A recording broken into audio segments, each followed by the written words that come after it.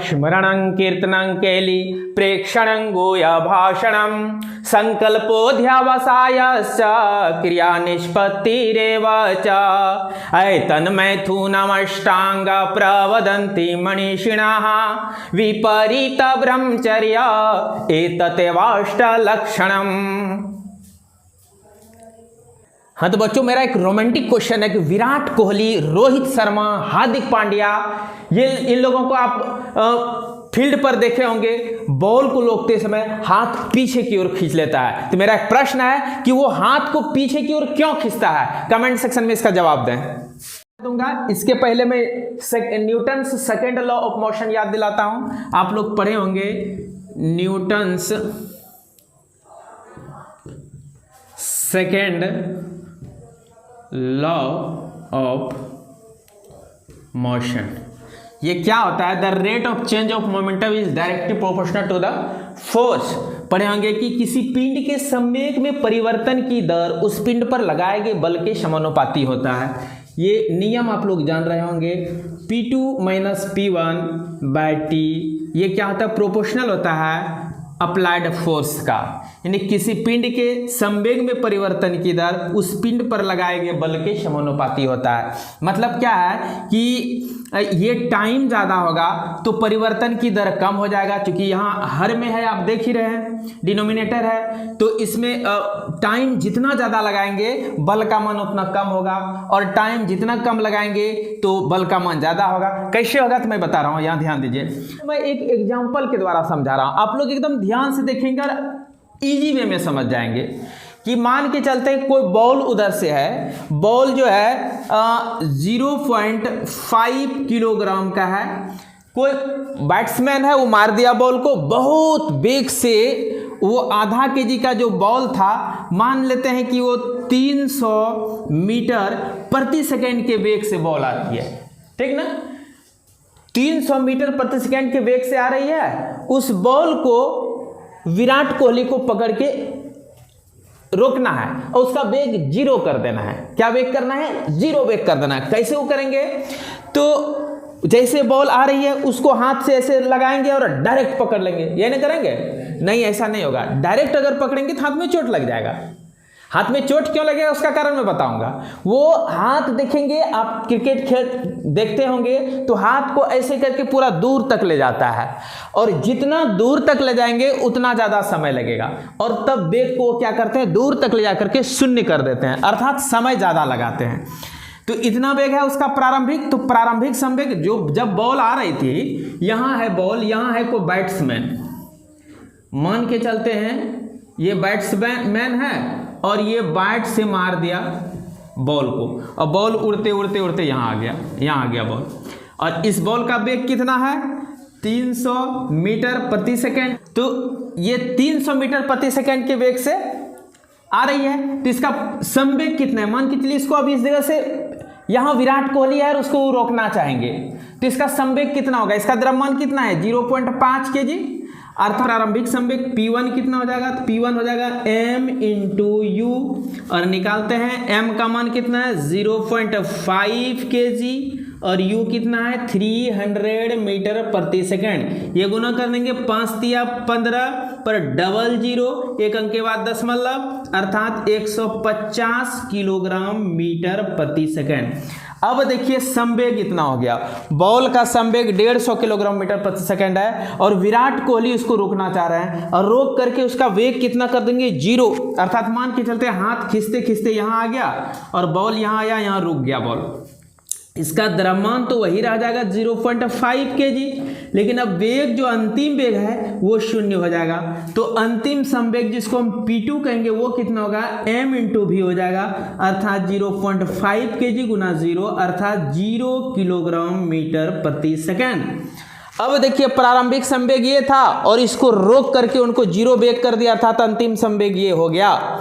यहां से यहां तक समय लगा होगा, इसी समय का खेला होगा। तुरंत रोकेंगे तो क्या होगा? यहां से यहां तक लाएंगे, खींचेंगे हाथ तो क्या होगा? वो लाभ हानि क्या है वो मैं चर्चा कर रहा हूं, जरा साफ करके। अब देखेंगे संवेग में परिवर्तन कितना हो जाएगा? तो P2 माइनस P1, ये हुआ संवेग में परिवर्तन, P2 माइनस P1। अब P2 कितना है 0, P1 कितना है 150, घट के कितना बचेगा -150 किलोग्राम मीटर प्रति सेकेंड। ये संवेग में परिवर्तन है और बल किसके बराबर है, संवेग में परिवर्तन की दर के बराबर। बराबर इसलिए बोला क्योंकि आप सेकेंड लॉ ऑफ मोशन जब मैं पढ़ाया था उस समय में बताया था कि इसका मान k आता है और SI पद्धति में इसका मान k का 1 हो जाता है, तो खत्म होकर के नतीजा ये होता है F बराबर P2 minus P1 bye T बच जाता है, अर्थात संवेग में परिवर्तन की दर ही बल है। अब देखिए संवेग में परिवर्तन की दर, परिवर्तन ये हुआ।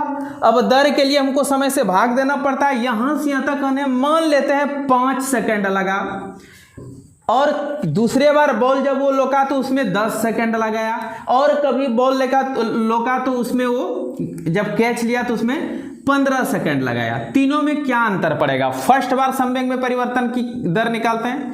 केस फर्स्ट, संवेग में परिवर्तन की दर कितना हो जाएगा, तो P2 minus P1 bye T1 कितना है संवेग में परिवर्तन -150 और टाइम कितना है 5 सेकंड। नतीजा क्या होगा 30 -30 किलोग्राम मीटर प्रति सेकंड स्क्वायर हो जाएगा, क्योंकि यहां भी सेकंड आ गया। अब ये क्या हुआ, माइनस चिन्ह क्यों आया? माइनस ये आया कि वो जो बॉल जो अपना संवेग लेकर के आ रही है, बॉल में जो संवेग है उसको जब हम रोकने जाएंगे तो उसका संवेग का दिशा और हमारा हाथ पर जो बल लगेगा ये दोनों का दिशा विपरीत होगा, अर्थात उससे हमको चोट लगेगा, हाथ पर टक्कर होगा। टक्कर होगा क्या कि उसका दिशा इधर है और हम उसको उसके जस्ट अपोजिट दिशा से रोकना चाहेंगे। ये नेगेटिव साइन ये बताता है कि दोनों जो है एक दूसरे का अपोजिट है। तो यहाँ क्या हो जाएगा 30 न्यूटन का, ये तो न्यूटन ही है, अर्थात 30 न्यूटन का बल लगेगा। 30 न्यूटन का बल हमको लगाना पड़ेगा और हमको भी लगेगा, जितना हम रोकना चाहेंगे उतना वो भी हमको बल लगाएगा। आगे बढ़ते हैं केस 2 में।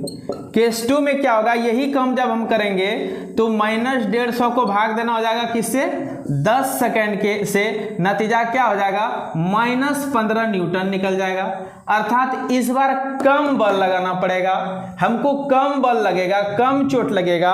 और केस 3 जब हम -150 को भाग दे देंगे किससे, 15 सेकंड से, तो नतीजा क्या हो जाएगा, ये 10 न्यूटन निकल जाएगा, -10 किलोग्राम मीटर प्रति सेकंड स्क्वायर निकलेगा। अर्थात इस समय क्या होगा, बल हमको कम अनुभव होगा। हम जिस दिशा में रोकना चाह रहे हैं उसके विपरीत दिशा में वो चोट लगा रहा है, इसलिए माइनस चिन्ह आ रहा है। तो पहला केस को देखिए, फर्स्ट केस को देखिए कि टाइम जब हम कम लगाए थे तो हमको ज़्यादा चोट का अनुभव होगा, 30 न्यूटन बल लगेगा, और जब टाइम हम 10 सेकंड लगाए थे हमको 15 न्यूटन का बल अनुभव होगा, हाथ पर चोट लगेगा। और जब 15 सेकंड का लगाएंगे उसमें 10 न्यूटन, अर्थात जितना ज़्यादा समय लगाएंगे तो उतना संवेग में परिवर्तन की दर कम निकलेगा। परिवर्तन की दर कम निकलने के कारण क्या है, हर जो है ज़्यादा मान होता जाएगा। जितना हर का मान ज़्यादा होगा तो संवेग में परिवर्तन की दर उतना कम होगा। कम होने का मतलब है हमको बल जो है कम अनुभव होगा, अर्थात चोट कम लगेगा, कम चोट लगेगा। इसीलिए बॉल को रोकते समय क्रिकेटर हाथ को यहाँ से लेकर के ऐसे पीछे खींचता है ताकि उसका वेग शून्य करते करते ज़्यादा समय लगे। समय जैसे ज़्यादा लगेगा तो बल का मान कम होगा और हमें झटका कम लगेगा, चोट कम लगेगा। और यही कारण है कि गाड़ी में शॉकर भी लगाया जाता है, मोटरसाइकिल में भी शॉकर लगाया जाता है, बस में भी शॉकर लगाया जाता है, ताकि वो जब जंप करे, जब वो गड्ढा में जाए उस समय जंप करे तो जंप करते समय क्या हो जाएगा, उसका संवेग में परिवर्तन की दर संवेग में परिवर्तन की दर कम हो जाए। क्योंकि शॉकर से उसको नीचे जाते जाते समय ज़्यादा लगेगा तो उसका जो है जमीन से झटका गाड़ी पर कम लगेगा और गाड़ी सुरक्षित रहेगी, इसलिए गाड़ी में शॉकर भी लगाया जाता है। तो इस प्रकार बच्चों मैं उम्मीद करता हूं कि क्यों कोई क्रिकेटर बॉल को रोकते समय हाथ पीछे की ओर खींचता है, आप लोग समझ गए होंगे। और समझ गए होंगे तो वीडियो को शेयर करना ना भूलेंगे ताकि मैं नया क्वेश्चन फिर लेके आऊँ।